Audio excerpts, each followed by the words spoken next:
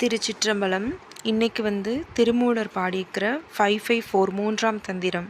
இதில் இயமம் அப்படிங்கிற ஒரே ஒரு அந்த முதல் படிநிலை பற்றி மட்டும் சொல்லியிருக்கிறாரு. என்ன சொல்லியிருக்காருன்னா, கொல்லான் பொய்கூறான் களவிலான் என்குணன் நல்லான் அடக்கமுடையான் நடுச்செய்ய வல்லான் பகுந்துண்பான் மாசிலான் கட்காமம் இல்லாத நியமத்து இடைநின்றானே.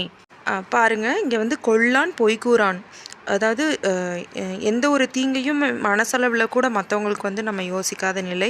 அப்புறம் பொய் தேவையில்லாத சொல்லாதது. அப்புறம் களவு சில பேர் பார்த்திங்கன்னா எந்த நேரமுமே ஒரு சின்ன சின்ன விஷயங்கள் கூட பொய் சொல்லிகிட்டே இருப்பாங்க. இந்த நிலையில்லாத உலகத்தில் அப்படி பொய் சொல்லிக்கிட்டே இருக்கணும்னு அவசியம் கிடையாது. இது ஒரு தன்மை. அப்புறம் களவு அப்படிங்கிறது திருடு, தேவையில்லாத பிறருடைய உரிமைகளை திருடாமல் இருத்தல். அப்புறம் ஒரு அன்போடையும் அமைதியோடையும் பொறாமை எல்லாம் இல்லாமல் இந்த மாதிரி மனதில் கொஞ்சம் கூட சிரமம் இல்லாமல் ஒரு சில விஷயங்களை நம்ம பக்குவமாக எடுத்துக்கொள்ளுதல். ஆனந்தத்தை கொடுப்பது அப்படின்னு சொல்கிறாங்க. என்னென்னா, நம்ம சுற்றுத்தார் நம்ம எப்போவுமே ஹாப்பியாக சில பேர் வச்சுருப்போம்ல, அதை குறிப்பிடுறாங்க. அப்புறம்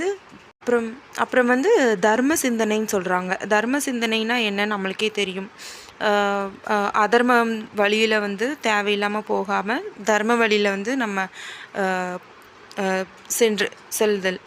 அப்புறம் ஆசையின்மைங்கிறது நம்ம ஆசையே படக்கூடாதுன்னு கிடையாது. பிறருடைய விஷயங்களை பிடுங்கிறதோ அல்லது பிறருடைய மனசை நோகடித்தலோ ஏமாற்றி பிழைப்பதோ இந்த மாதிரியான ஆசை இல்லாத ஒரு நார்மல் மெட்டீரியலிஸ்டிக் வேர்ல்டுக்கு நம்ம ஆசைப்படலாம், தப்பு கிடையாது. அப்புறம் நன்மை மட்டுமே நினைப்பவன். எப்பவுமே தீங்கே செஞ்சாலும் அவங்க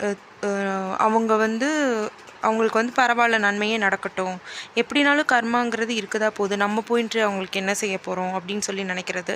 அடுத்து பணிவுடையான் அப்படிங்கிறது நம்ம நிறைய பேர் இதுக்கு இன்பில்ட்டாக நம்மளுக்கு இருக்கும் இல்லையா. நம்ம பெரியவங்க வந்தாலே நம்ம எந்திரிச்சு நிற்போம். அந்த மாதிரி ஒரு பணிவோடு நடந்துக்கிறது. அதுக்குன்னு நம்ம குற்றம் செய்கிறவங்க கிட்ட நம்ம அந்த டைமில் போயிட்டு நீங்கள் இந்த மாதிரி நடந்துக்க சொல்கிற அந்த மாதிரி கிடையாது. பணிவுடையவன் அப்படிங்கிறது இயல்பு நிலையில் மற்றவர்கள் எல்லோரிடமும் இருக்கக்கூடியது. நீதி தவறாமல் இருக்கக்கூடியவன் எதை சொல்கிறாங்கன்னா, எல்லாருமே ஒரு ரெஸ்பான்சிபிலிட்டின்னு இருக்குது. இப்போ தாய்க்கு ஒரு ரெஸ்பான்சிபிலிட்டி இருக்குது, மகள்களுக்கு ஒரு ரெஸ்பான்சிபிலிட்டி இருக்குது, பெற்றவர்களுக்கு, பிள்ளைகளுக்கு, ஒரு தகப்பன் அப்படிங்கிறவங்களுக்கு ஒரு ரெஸ்பான்சிபிலிட்டி இருக்குது. அதில் நீதி அப்படின்னு வரும்போது இன்னுமே ஒரு சில ரெஸ்பான்சிபிலிட்டி. அப்புறம் இல்லீகல் ரிலேஷன்ஷிப் இருக்காமல் இருக்கிறது.